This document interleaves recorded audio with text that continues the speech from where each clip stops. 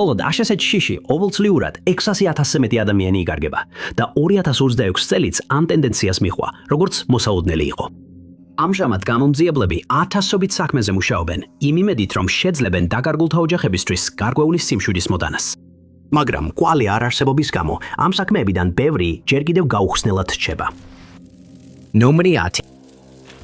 25 წლის სებასტიან ბერდის გაუჩინარებამ გამომძიებლები დაბნეულობაში ჩააგდო, რადგან მას რამდენიმე მოწმემ და CCTV კამერებმა დააფიქსირეს ავტობუსში ჩაჯდომის შემდეგ, მაგრამ ამის შემდეგ მისი გადაადგილება საიდუმლოდ რჩება.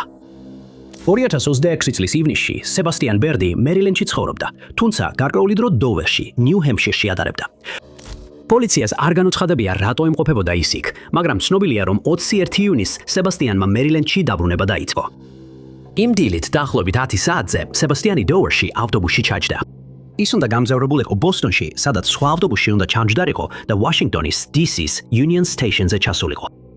მოგვიანებით გამოძიებისას გაირკვა, რომ მან ბოსტონიდან მანჰეტენზე ბილეთი იყიდა და არავისაფრს არ მოდიენა რატომ. რაც არ უნდა ყოფილიყო მიზეზი, ის მერილენდში აღარ დაბრუნებულა და როცა მის ოჯახს მასთან დაკავშირება ვერ შეძლო და მისგან არაფერი გაიგეს, შეშფოთდნენ. მათ სადეს დაერეგათ და დაეწერათ მას ტელეფონზე, მაგრამ პასუხი ვერ მიიღეს. მათ იცოდნენ, რომ რადგან მას მანქანა არ ჰყავდა, საზოგადოებრივ ტრანსპორტს იყენებდა და ადვილად არ აერეოდა გზაში. ეს კიდევ უფრო შემაშფოთებელია, რომ ის არავის უნახავს და დაუნძიებლებმა სთხოვეს ყველას, ვინც იმ დღეს სებასტიანი ნახა, დაუკავშირდნენ მათ, რათა დადგინდეს მისი ბოლო ცნობილი გადაადგილებები. გამოქვეყნებულ სათვალთვალო კამერის კადრებში ის დოვერის ავტოსადგურზე სრულიად მშვიდად გამოიყურება. მას ზურგზე ზურგ ჩანთა აქვს და ავტობუსისკენ მიმავალს არ ეთყობა, რომ რაიმე სახის გაჭირვებაშია. მისმა ოჯახმა განაცხადა, რომ არ იციან, რატომ იყიდა მან ბილეთი Midtown Manhattan-ში, რადგან ის პირდაპირ სახლში წასვლას გეგმავდა. სამწუხაროდ, მან ოჯახს არ უთხრა, რა გეგმები ჰქონდა იმ დღეს და არც ის აცნობა, რომ მანჰეტენში აპირებდა წასვლას სახლში დაბრუნებამდე, რაც მისთვის ძალიან უჩვეულო იქნებოდა. არავინ გამოჩენილა, რომ ეთქვა, თითქოს სებასტიანი იმ დღეს უცნაურად იქცეოდა, რაც მის გაუჩინარებას კიდევ უფრო უცნაურს ხდის. ამასობაში მისი ოჯახი პოლიციას მის აღწერას მიაწოდა. სებასტიანს აქვს შავი თმა და ყავისფერი თვალები. მისი სიმაღლეა 6 ფუტი და 3 ინჩი, ხოლო წონა 295 ფუნტია. მას ერთ ფეხზე აქვს ტატუ, რომელზეც წერია სიტყვა პარფე. ასევე შეიძლება ამოიცნოთ მარჯვენა თვალის ზემოთ კანის ლაქით. ის ჩანდა სათვალთვალო კამერის ჩანაწერში, თეთრ მაისურსა და ნაცრისფერ შარვალში გამოწყობილი. მასთან ჰქონდა შავი ზურგჩანთა და თავისი ნივთები ჩაელაგებინა ბორბლებიან ჩემოდაში. თუ ვინმე აქვს ინფორმაცია, სთხოვენ დაუკავშირდეს მონტგომერის პოლიციას ნომერზე 301 279 8000. სებასტიანის საქმის ნომერია MP-RTX-1 MP-RTX-1 ნომერ 9. დამომძიებლები, რომლებიც მუშაობენ 31 წლის Mercedes Southerdy-ის საქმეზე, აცხადებენ, რომ ყველა შესაძლო კვალი ამოიწურა და ისინი შეშფოთებულნი არიან მისი კეთილდღეობით, რადგან მას ოჯახთან ან მეგობრებთან კონტაქტი არ ჰქონია. ცნობილია, რომ ის 2026 წლის 3 თებერვალს ცინცინატის დასავლეთ პრაის-ჰილის რაიონში მდებარე სახლში იმყოფებოდა და სახლიდან ფეხით გავიდა, რის შემდეგაც მას აღარავინ უნახავს. იმ დროს Mercedes-ი თავის მეგობარ ბიჭთან და მის დედასთან ერთად ცხოვრობდა Beach Avenue-ზე მდებარე სახლში, ხოლო მისი ოჯახის მეგობარმა, რომელიც მედიასთან მათ სახელით საუბრობდა, განაცხადა, რომ მოგვიანებით გაიგეს, იმ დღეს Mercedes-სა და მისი მეგობარი ბიჭის დედას შორის კამათი მოხდა. ვარაუდობენ, რომ მან სახლი ან კამათისგან თავის დასაღწევად ან დასამშვიდებლად დატოვა, მაგრამ ის აღარ დაბრუნებულა. თავდაპირველად მისი გაუჩინარება დიდ შეშფოთებას არ იწვევდა, რადგან წარსულში ცნობილია, რომ ხანდახან თვეების განმავლობაში არ ჩნდებოდა და კონტაქტზე არ გამოდიოდა. მაგრამ მისი ოჯახი ამბობს, რომ ასე დიდი ხნით კონტაქტზე არასდროს ყოფილა დასული და ისინი შეშფოთებულები არიან, რომ შეიძლება რამე შეემთხვა, როცა სახლიდან მარტო იყო ბასული. მოგვიანებით გაირკვა, რომ Mercedes-ზე დაპატიმრების ორდერი იყო გაცემული, როგორც მისი ბიძა ამტკიცებს. თუმცა ეს პოლიციას არ დაუდასტურებია და ეჭობენ, რომ ეს შეიძლება არ იყოს დაკავშირებული მის გაუჩინარებასთან. მისმა ოჯახმა გადაწყვიტა პოლიციასთან დაკავშირება, რათა გაერკვიათ დააგავეს თუ არა იგი, მაგრამ არანაირი ჩანაწერი არ იპოვეს იმის შესახებ, რომ Mercedes-ი ციხეში შეეყვანათ. ისინი ასევე არ ფიქრობენ, რომ Mercedes-ი განზრახ კონტაქტზე არ გამოდის, რათა თავი არიდოს პოვნას. ბოლო 12 თვის განმავლობაში Mercedes ძალიან უჭირდა თავის გართმევა. ერთ დროს Mercedes-ი უსახკარო დარჩა და ნივთიერებების ბოროტად გამოყენებასთან დაკავშირებულ პრობლემებს ებრძოდა. ის დაუდგენელი ბრალდებებით დააკავეს, მაგრამ მაშინაც კი ცდილობდა ოჯახთან კავშირის შენარჩუნებას. Mercedes-ი დაკარგულად აპრილში გამოაცხადეს, მას შემდეგ რაც მისმა ოჯახმა გაიგო, რომ ის მეგობრებს აღარ ეკონტაქტებოდა. მათ საკუთარი ძალებით რამდენჯერმე სცადეს მისი მოძებნა, მაგრამ უშედეგოდ. პოლიციის ზებნაც უშედეგო აღმოჩნდა, ხოლო სოციალურ მედიაში გავრცელებულმა განცხადებებმა შედეგი არ გამოიღო. $2000 ჯილდო დაცა სტაპველასთვის, ვინც მიაწვის ინფორმაციას, რაც მერსედესის პოვნას შეუწყობს ხელს. მისი აღწერილობით მას აქვს ყავისფერი თმა და მწვანე თვალები. სიმაღლე 5 ფუტია, ხოლო წონა 120 ფუნტს შეადგენს. ნებისმიერი ინფორმაცია შეგიძლიათ მიაწოდოთ სინსინატის პოლიციის დეპარტამენტს შემდეგ ნომერზე 513 526 953. მისი საქმე ნომერია MP RTX 0287. ნომერი 8. ყოველთვის გულსადგენია, როცა საყვარელი ადამიანი იგარგება. მაგრამ მათი ახლობლებისთვის კიდევ უფრო დიდი შეშფოთებაა, როცა დაკარგული ადამიანი ჯანმრთელობის პრობლემას ებრძვის და ყოველდღიურად წამლის მიღება სჭირდება. ესეთია 75 წლის ივან ჯაკასის შემთხვევაც, რომელიც სიდნეიდან, ავსტრალიიდან გაუჩინარდა. მისი ოჯახის ყველაზე დიდ შეშფოთებას იწვევს ის ფაქტი, რომ ივან ჯაკასი დემენციით იტანჯება და ამიტომ სახლიდან შორს ყოფნისას შესაძლოა საკუთარ თავზე ზრუნვა გაუჭირდეს. მოწმეებმა პოლიციას უთხრეს, რომ ივან ჯაკასი ნახეს კლუბში Coco's Chair Road-ზე, ლეპინგტონში, დაახლოებით 2026 წლის 21 აპრილს საღამოს 5:30 საათზე.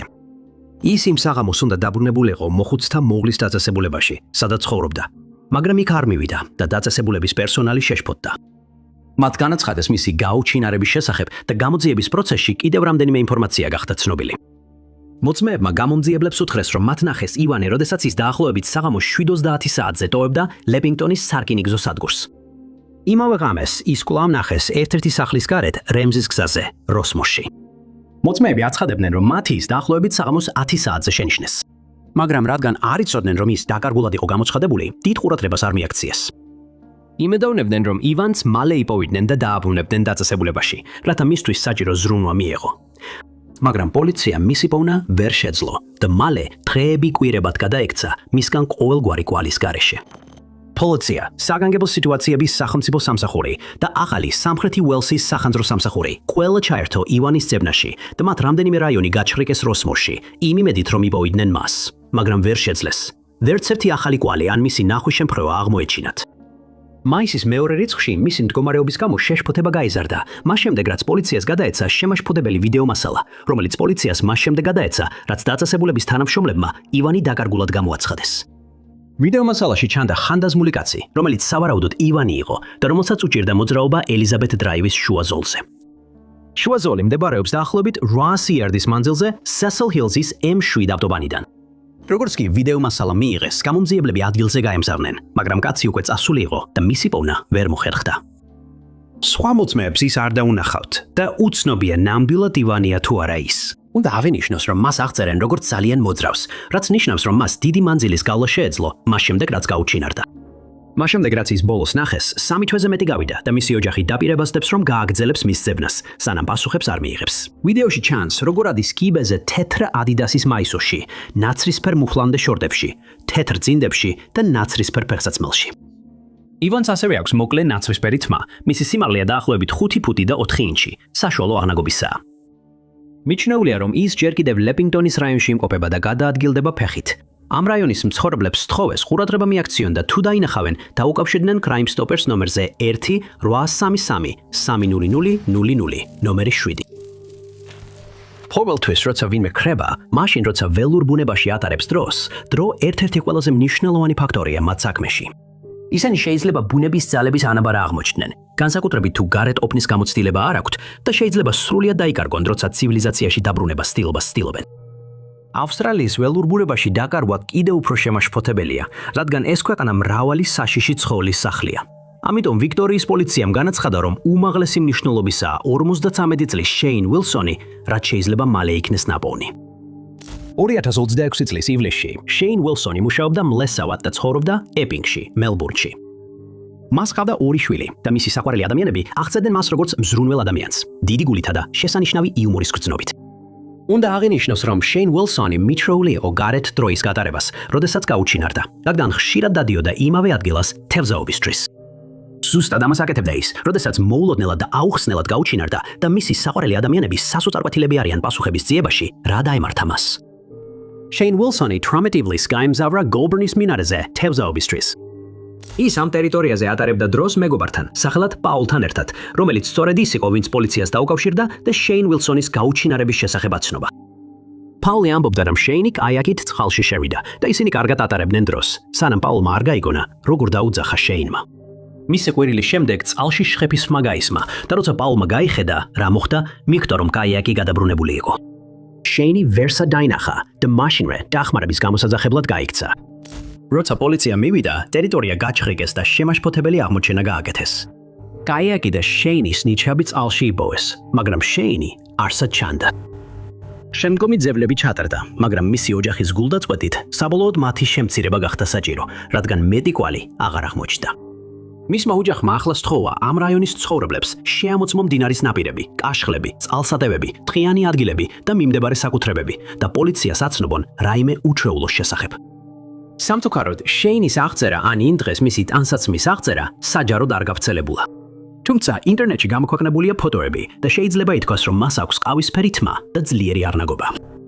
ვინც კი რაიმე ინფორმაციას ფლობს მის საქმესთან დაკავშირებით, მოუწოდებენ დაუკავშირდეს ვიქტორიის პოლიციას საგანგებო ნომერზე 000. Number 6. ავსტრალიის ახალი სამხრეთ უელსის პოლიცია საზოგადოებას სთხოვს დახმარებას 73 წლის ივონ უეარის პოვნაში, რომელიც 2026 წლის 19 თებერვლის შემდეგ აღარავის უნახავს და არც არაფერი სმენია თვისგან. გამომძიებლებმა ყველა მიღებულ კვალს მიხვდნენ, მაგრამ მიუხედავად ამისა და მიუხედავად იმისა, რომ აღმოჩენილია ვიდეოკამერის ჩანაწერი, სადაც ჩანს მისი ბოლო ცნობილი გადაადგილება, ჯერ კიდევ უცნობია სად მიდიოდა და სად შეიძლება იმყოფებოდეს ამჟამად. მისი გაუჩინარების შესახებ ინფორმაციის გავრცელების შემდეგ მოწმეებმა განაცხადეს, რომ ივონ უეარი ნახეს, როცა ის თავის მანქანას მართავდა ქუინსლენდის გზაზე ჩრდილოეთის მიმართულებით, თავისი ფერმისკენ. ბოლო ერთხელ ის იმ დღეს დაახლოებით 15:22 საათზე შენიშნეს და ვარაუდობენ, რომ ის დუნგაის ქალაქისკენ მიდიოდა, თუმცა ეს დადასტურებული არ არის.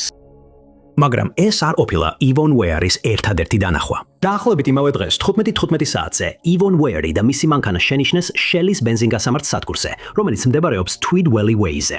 მისი მანქანა აღწერილია როგორც ოქროსფერი Ford Escape-ის უნივერსალი, რეგისტრაციის ნომრით ნომრით EWS 28P. მანქანაც ჯერ არ უპოვიათ და მისი ოჯახი სულ უფრო მეტად ნერვიულობს, რა დაემართა მას. მათ განაცხადეს ივონ უეარის გაუჩინარების შესახებ, რადგან ვერ ახერხებდნენ მასთან დაკავშირებას. დაკავშირებას მათ პოლიციას უთხრეს, რომ ივონისთვის ძალიან უჩვეულოა ასე მოულოდნელად გაჩუმება და შეშფოთებულები არიან, რომ შესაძლოა ავარიაში მოხდა, ან კიდევ უარესი დაემართა. მის საქმეზე გამოქვეყნდა სათვალთვალო კამერის კადრები, ხოლო მაღაზიიდან გადაღებულ ფოტოებზე ჩანს, როგორ დადის ივონ უეარი მაღაზიის დერეფნებში, თეთრ მაისურში, ლურჯ ჯინსებში, შავ ფეხსაცმელში და ხელჩანთით. მისმა ოჯახმა საზოგადოებას სთხოვა იყვნენ ფხიზლად და აცნობონ პოლიციას ივონ უეარის დანახვის შემთხვევაში. დაამატეს, რომ ყველაზე მცირე დეტალმაც კი შეიძლება დაეხმაროს გამომძიებლებს მის პოვნაში. პოლიციამ განაცხადა, რომ არ გამორიცხავს დანაშაულებრივ ქმედებას, თუმცა დაამატა, რომ ყველა შესაძლებლობას განიხილავს ღია გონებით.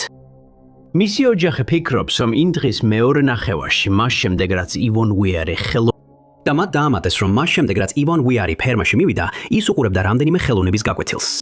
მაგრამ 16:46 საათზე მან შეწყვიტა კომუნიკაცია და აღარ უპასუხა მის მობილურზე გაგზავნილ არც ერთ შეტყობინებას. მას არასდროს უთქვამს, რომ იმ ღამით ფერმიდან წასვლას აპირებდა და მისი ოჯახი ფიქრობს, რომ იმ დღეს რაღაც არასწორად მოხდა, რადგან ივონ უეარი ჩვეულებრივ ყველანაირად ერიდებოდა ღამით მანქანის მართვას. ბოლოს აღმოჩნდა, რომ მისი ტელეფონი ბოლოს აქტიური იყო რუსეს მდინარესთან ახლოს. ძებნისთვის გამოიყენეს ვერტმფრენები და დრონები. მდინარეში კი მკვინთავები გაგზავნეს, მაგრამ ეს ყველაფერი უშედეგო აღმოჩნდა. ივონი აღწერილია როგორც გრძელი ნაცრისფერი თმით, ოდნავ 5 ფუტზე მაღალი, საშუალო ან მტკიცე აღნაგობის. მას მარჯვენა ხელზე გრძელი ნაიარევი აქვს. თუ ვინმეს აქვს დამატებითი ინფორმაცია მის საქმესთან დაკავშირებით, უნდა დაუკავშირდეს Crime Stoppers ნომერზე 1-833-3000. ნომერი 5. რამდენიმე ძებნა ჩატარდა 58 წლის მაიკლ ვრანკოვიჩის გაუჩინარების საქმის გახსნის იმედით, მაგრამ მას შემდეგ რაც ის 2026 წლის იანვრში დაიკარგა, მას აღარავინ უნახავს და მისი ბედი კვლავ უცნობია. მაიკლ ვრანკოვიჩი ტასმანიიდან, ავსტრალიიდანაა და მისი და მას აღწერს როგორც კეთილგულოვან ადამიანს, საოცარი მეხსიერებით. მას ძალიან სურს მის საქმეზე რაიმე ინფორმაცია მიიღოს, რადგან მაიკლ ვრანკოვიჩი 6 თვეზე მეტია არავის უნახავს, მიუხედავად გამომძიებლების ყველა მცდელობისა, რომ მისი კვალი მიაგნონ. პირველი ადამიანი, ვინც მის მდგომარეობაზე შეწუხდა, იყო მაიკლ ვრანკოვიჩის მეზობელი. მათ ჩვეულებრივ ყოველდღე ესაუბრებოდნენ ერთმანეთს, ამიტომ როდესაც მეზობელმა რამდენიმე დღე ვერ ნახა იგი, 21 იანვარს პოლიციას დაუკავშირდა და სთხოვა, რომ მის სახლში მისი მდგომარეობის შემოწმება ჩაეტარებინათ. პოლიციამ ასე მოექცა და საკუთრება საფუძვლიანად გაჩხრიკა, მაგრამ მაიკლის კვალი ვერ იპოვეს. Lowheady, Bitchfordy, The Mouth Georgie, OC სამითებებლიდან 3 მარტამდე. ყველა გაჩქრიკეს, მაგრამ უშედეგოდ. საჰაერო ძებნისთვის გამოიყენეს ვერტმფრენები, რათა შეემოწმებინათ სანაპირო ზოლი და მთის ფერდობზე გადაჭიმული ტყე, მაგრამ ესეც უშედეგოდ დასრულდა. ვერანაირი კვალი ვერ იპოვეს. მთის ველოსიპედებითა და ფეხით მოსიარულე ძებებლის ჯგუფები ეძებდნენ ყველაზე უმცირეს კვალსაც კი, რაც მაიკლის პოვნამდე მიიყვანდათ, მაგრამ იძულებულნი გახდნენ ხელცარიელები დაბრუნებულიყვნენ. მოწმეებმა გაუნძიებლებს უთხრეს, რომ მაიკლი ბოლოს 13 იანვარს ჯორჯთაუნში ნახეს. ის ნახეს ლოჰედის გზაზე მოსიარულე, ხოლო მოგვიანებით მიღებული CCTV-ის ჩანაწერი აჩვენებდა მას Woolworths-ის მაღაზიაში, ამავე რაიონში. როდესაც მაიკლის და Known Wu მის სახლში მივიდა მის მოსაძებნად, შენიშნა, რომ მისი მანქანა ისევ ჩვეულ ადგილას იდგა და საკუთრებაზე არაფერი იყო უცნაური ან საეჭვო. მან დაამატა, რომ მას ტელეფონით ან ჰქონდა გაუჩინარების დროს და იმედოვნებდნენ, რომ ამ გზით მისი ადლოსამყოფლის დადგენა შესაძლებელი იქნებოდა. მაგრამ, როგორც ჩანს, მისი ტელეფონი ან გამორთულია, ან ბატარეა დაუჯდა. მაიკლი ცნობილია ლაშქრობების სიყვარულით და მიიჩნევა, რომ სწორედ ამას აკეთებდა, როცა მოულოდნელად გაუჩინარდა. ნანამ აღნიშნა, რომ ის აირჩევდა ყველაზე იზოლირებულ ბილიკებს, რაც კი შეეძლო ეპოვა, რადგან მორცხვია და არ სიამოვნებდა უცნობებთან შეხვედრა სეირნობისას. ჯგუფმა სახელად Find Our Lost Loved Ones, ან მოკლედ Fallow, 4 თვის განმავლობაში შეისწავლა ის ტერიტორია, სადაც მაიკლი გაუჩინარდა, სანამ საფუძვლიანად დაიწყებდნენ მის ძებნას. მაგრამ მათი ყველა მცდელობის მიუხედავად ვერაფერი იპოვეს. და გამუნძიებლებმა ახლოს თხოვეს ყველას, ვისაც რაიმე ინფორმაცია აქვს, გამოჩნდნენ, რადგან მათი ყველა ხელჩასაჭირი ამოიწურა. მაიკლი აღწერილია როგორც მუქი ყავისფერი, ჭაღარა თმით, ყავისფერი თვალებით, სიმაღლე 6 ფუტი და 4 ინჩი, გამხდარი აღნაგობით. თუ გაქვთ რაიმე ინფორმაცია, სად შეიძლება იყოს იგი, გთხოვთ დაუკავშირდეთ ჯორჯთაუნის პოლიციის დეპარტამენტს ნომერზე 111 454 და მიუთითოთ საქმის ნომერი SK 108 2001 2026 108 2001 2026 ნომერი 4 ოფიციალური ვებგვერდი შექმნა 44 წლის ანჯელიკა ბროფის ოჯახმა, იმ იმედით, რომ ეს მის საქმეს ახალ ყურადღებას მიიპყრობს. საქმე დაიწყო 6 ივლისს, როდესაც ის მოულოდნელად გაუჩინარდა კალიფორნიის პალომარის მთების სახელმწიფო პარკში. ცნობილია, რომ ის პარკში 6 ივლისს ჩავიდა და უსაფრთხოდ მივიდა, რადგან პარკის რეინჯერმა ის ნახა მანამ, სანამ დაახლოებით 16:20 საათზე ერთდღიანი ბილეთი იღიდა. ასევე აღმოჩნდა სათვალთვალო კამერის ჩანაწერი, სადაც ის ჩანს ჰარასის კურორტში, სამხრეთ კალიფორნიაში, რინკონში, იმავე დღეს ადრე, საიდანაც ის გაემართა. ანხელიკა მუშაობდა გადაუდებელი დახმარების განყოფილების მედდად, Kaiser Permanente საავადმყოფოში სან-მარკოსში, როდესაც გაუჩინარდა. ის დაქორწინებულია და 2 შვილის დედაა. მისი ახლობლები მას აღწერენ როგორც მზრუნველ ადამიანს, რომელიც ძალიან ახლოსაა ოჯახთან. მისმა ძმა მარტინმა მედიას უთხრა, რომ ანხელიკა ბავშვობაში იშვილეს და ძალიან სწრაფად შეეგუა ახალ ოჯახთან ცხოვრებას. მან დაამატა, რომ მისი მოულოდნელი გაუჩინარება მთელ ოჯახს ძალიან მძიმე დააძვა, რადგან ეს ყველაზე რთული რამაა, რაც ოდესმე გამოუცდიათ და ისინი იმედოვნებენ, რომ მისი საქმე მალე გაიხსნება. მისი ახლობლები ამბობენ, რომ იმ დღეს, სანამ თებში წავიდოდა, ანხელიკა არ ჩანდა, რომ რაიმე სახის გასაჭირს განიცდიდა. მან და მისმა ოჯახმა ერთად გაატარეს მე-4 ივლისი და არავის შეუმჩნევია მის ქცევაში რაიმე უცნაური, რადგან ანხელიკა ძალიან კარგად გამოიყურებოდა და მშვენიერ დროს ატარებდა. ანხელიკა დაკარგულად გამოცხადდა 6 ივლისს დაახლოებით საღამოს 9 საათზე და მომდევნო დღეს დაიწყო მისი საქმის გამოძიება. პარკიციების შედეგად მისი მანქანა იპოვეს იქ, სადაც ანხელიკამ გააჩერა მისვლისას, მაგრამ მის კვალს ვერ მიაგნეს. გამონძიებლებმა დაუკავშირდნენ ანხელიკას მობილური ტელეფონის ოპერატორს და მისი ტელეფონის ადგილმდებარეობის დადგენას სცადეს, მაგრამ ის უკვე გამორთული იყო ან ბატარეა დაიჭდა. 9 ივლისს პარკში საძიებო სამუშაოები დაიწყო კალიფორნიის სახელმწიფო პარკების ოფიცრების, სან-დიეგოს შერიფის დეპარტამენტის საძიებო და სამაშველო ჯგუფისა და მოხალისეების დახმარებით. ეს ძებნა 3 სრული დღე გაგრძელდა, მაგრამ 11 კვალი არ აღმოაჩინეს. შემდეგ პარკში მდებარე ტბორის შესასწავლად მღვინთავები მოიწვიეს, რადგან შიშობდნენ, რომ ანხელიკა შესაძლოა როგორღაც წყალში აღმოჩენილიყო. მაგრამ ისევ უშედეგოდ. მეორე დღეს ტბორის დარჩენილი ნაწილი სან-დიეგოს ნავსადგურის პოლიციამ გაჩხრიკა, მაგრამ 13 ივლისის ნაშუა დღეს არაფერი აღმოაჩინეს. გამომძიებლები აცხადებენ, რომ ანჯელიკას საქმეში დანაშაულებრივ ჩარევას არ ეჯობენ, თუმცა დაამატეს, რომ ყველა შესაძლო მიმართულებას გამოიკვლევენ და ყველა მიღებულ მინიშნებას გადაამოწმებენ. მისი აღწერილობით, ანჯელიკას აქვს მუქი ყავისფერი თმა და ყავისფერი თვალები. სიმაღლეა 5 ფუტი და 5 ინჩი, ხოლო წონა 130 ფუნტი. ბოლო ნახვისას ანჯელიკას ეცვა შავი ლეგინსი, ნაცრისფერი პულოვერი და თეთრი სპორტული ფეხსაცმელი. შეიძლება თან კონდეს ლურჯი და ვარდისფერი ანანასის გამოსახულებიანი ზურგჩანთა და ზედა ტუჩის ზემოთ გამორჩეული ხალი აქვს. ვისაც ანჯელიკა უნახავს, ან რაიმე ინფორმაცია აქვს მისი შესაძლო ადგილსამყოფელი შესახებ, სთხოვენ დაუკავშირდეს დეტექტივ რაიან მალოუნს ნომერზე 760 424 4527. ნომერი 3. გრენადაში მდებარე Grand Anse-ის სანაპირო დაკარგული ადამიანის საქმის ადგილია, რომელმაც გამონძიებლები დაბნეული დატოვა 2026 წლის ივლისიდან, როდესაც 44 წლის ელიზაბეთ ვადლი იქ ცურვისთვის მისვლის შემდეგ გაუჩინარდა. ელიზაბეთი, რომელიც მეგობრებსა და ოჯახში უფრო ცნობილია როგორც ლიზი, იმ დროს ფიზიოთერაპევტად მუშაობდა თავის მშობლიურ ქალაქ კერიში, ჩრდილოეთ კაროლინაში. და 11 ივლისს ის და მისი მეგობარი გრენადაში ჩავიდნენ დასასვენებლად. შემდეგი 10 დღის განმავლობაში ისინი კუნძულის დასავლეთ მხარეს დარჩნენ, მაგრამ 21 ივლისს მათ Airbnb დაჯავშნეს სამხრეთ მხარეს, კონკრეტულად იმ პლაჟთან ახლოს, სადაც საბოლოოდ ლიზი გაუჩინარდა.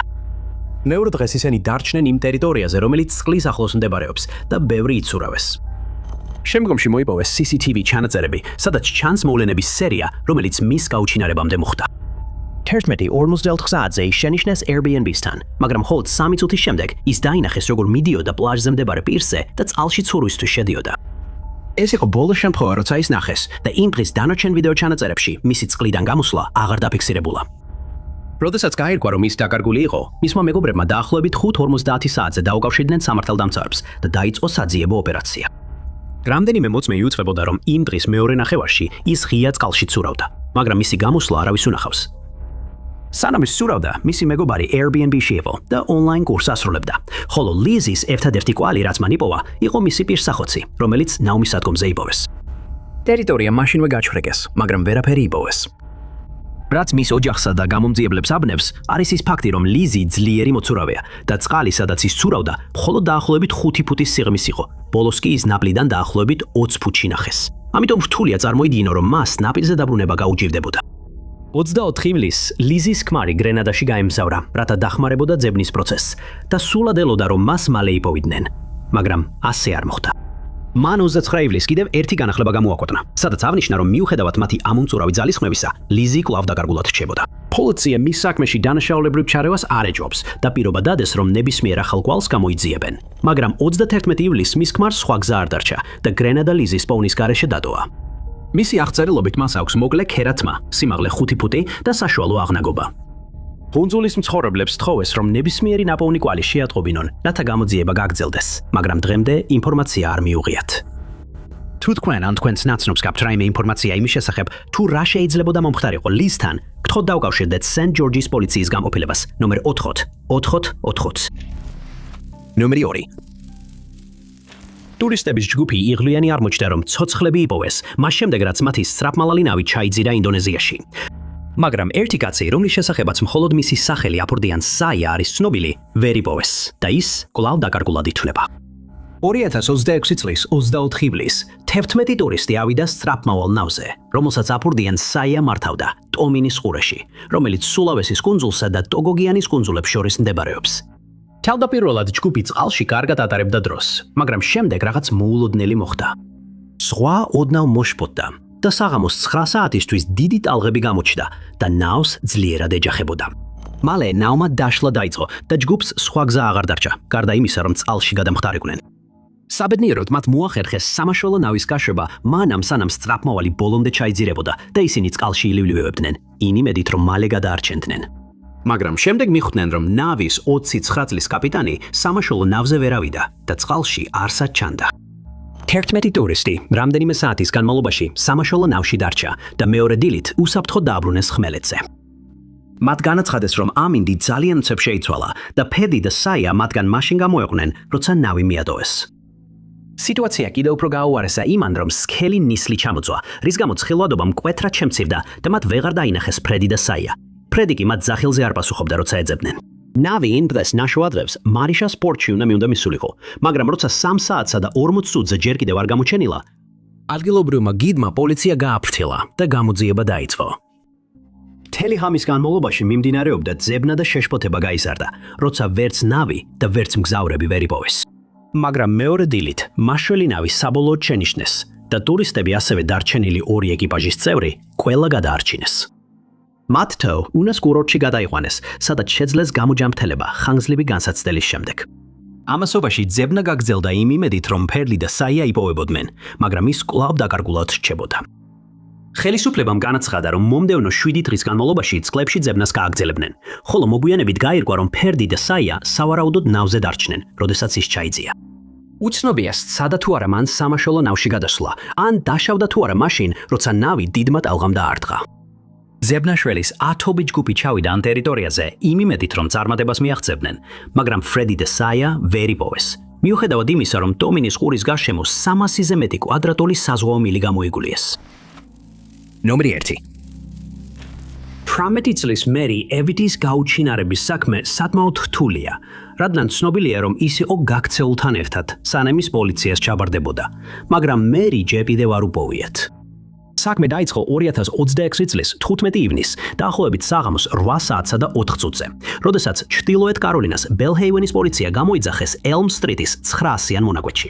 მოქალაქემ განაცხადა, რომ გაიგონა ცეცხლსასროლი იარაღის გასროლის ხმა და მაშინვე დაუკავშირდა პოლიციას. როდესაც ისინი მივიდნენ აღნიშნულ მისამართზე, მათ აღმოაჩინეს 55 წლის ლამონტე კრანდელი, რომელიც ელმ სტრიტზე ცხოვრობდა, გარდაცვლილი და დადვინდა, რომ მოწმეს სავარაუდოდ გაეგონა როგორ ესროდა თავდამსხმელი მას. გამოძიების შედეგად გაირკვა, რომ სავარაუდო დამნაშავე იყო 32 წლის დეშონტის ტირელ ჩეისი, რომელიც Old County Road-ზე ცხოვრობდა. მაგრამ გამომძიებლებს არ ჰქონდა წარმოდგენა, სად გაიქცა. ამიტომ მათ საზოგადოება სთხოვეს შეეტყობინებინათ მისი დანახვის შემთხვევაში, რათა დეშონტის ტირელ ჩეისი დაკავებულიყო, თუმცა გააფრთხილეს, რომ ის სავარაუდოდ შეიარაღებული და საშიში იყო. შემდეგ გაირკვა, რომ ჩეისი ამ ტერიტორიიდან მარტო არ წასულა, რადგან შემთხვევის შემდეგ ის მერისთან ერთად ნახეს და ისიც ვერ იპოვეს. ცნობილია, რომ მერი და ჩეისი ხშირად ატარებენ დროს ერთად, თუმცა უცნობი დარჩა, იყო თუ არა ის ლამონტეზე თავდასხმაში ჩართული. მერი უბზოუკლოდ დაკარგულად 9 ივლისს გამოაცხადეს, ხოლო მისმა ოჯახმა პოლიციას უთხრა, რომ ბოლოს მასთან 18 ივლისს ესაუბრნენ, თითქმის 1 თვით ადრე, ვიდრე ის გაუჩინარდებოდა. მათ ასევე გამოთქვეს მოსაზრება, რომ მერი ჩეისთან ერთად იყო, თუმცა შემდგომმა ძებნებმა მათი პოვნა ვერ შეძლეს. ჩეისზე დაპატიმრების ორდერი გაიცა, მაგრამ 24 ივლისს ის პიტის ოლქის შერიფის ოფისში მივიდა, რათა სამართალდამცველებს ჩაბარარებოდა. მას ბრალი წაუყენეს განზრახმკველობის ერთ ეპიზოდში, თუმცა მერის ადგილსამყოფელის შესახებ ინფორმაცია არ გაუმჟავნებია. პოლიციას არ განუცხადებია, დაუსვეს თუ არა ჩეის კითხვა მერის ადგილსამყოფელთან დაკავშირებით. თუმცა მათ კიდევ ერთხელ აღნიშნეს, რომ ის ლამონტეზე თავდასხმაში თანამონაწილედ არ მიიჩნევა და მისი საქმე დაკარგული პირის გამოძიებად ითვლება. ჩეისი გირაოს გარეშე ხავდა დაკავებული ბაფორტის საგრაფოს დაკავების ცენტრში და 27 ივლისს პირველად გამოცხადდა საგრაფოს საოლქო სასამართლოში. ამავდროულად მერის მოსაძებნად ძალისხმევა გრძელდება და უცნობია, ეჭობენ თუ არა მის გაუჩინარებაში დანაშაულებრივ ქმედებას. მერის ფიზიკური აღწერა ხელმისაწვდომი არ არის, მაგრამ მისი ოჯახის მიერ მოწოდებულია ფოტოები, რომლებშიც ჩანს, რომ მას აქვს გრძელი, მუქი ყავისფერი თმა და ღია ფერის თვალები. ასევე ტატუ მარჯვენა წინა მხარზე და კიდევ ერთი მაჯაზე. პოლიცია სთხოვს ყველას, ვისაც მერი უნახავს, ან რაიმე ინფორმაცია აქვს მისი შესაძლო ადგილსამყოფელის შესახებ, დაუკავშირდეს მათ, რათა მერი უსაფრთხოდ დაუბრუნდეს ოჯახს. თუ გაქვთ რაიმე ინფორმაცია, უნდა დაუკავშირდეთ ბელჰეივენის პოლიციას, ნომერზე 252 953 2242. დიდი მადლობა ყურებისთვის. თუ მოგეწონათ ეს ვიდეო, აუცილებლად დააჭირეთ მოწონების ტილაკს. ასევე არ დაგავიწყდეთ გამოიწეროთ არხი და დააჭიროთ შეტყობინების ზარს, რომ არ გამოტოვოთ ჩვენი მომავალი ვიდეოები.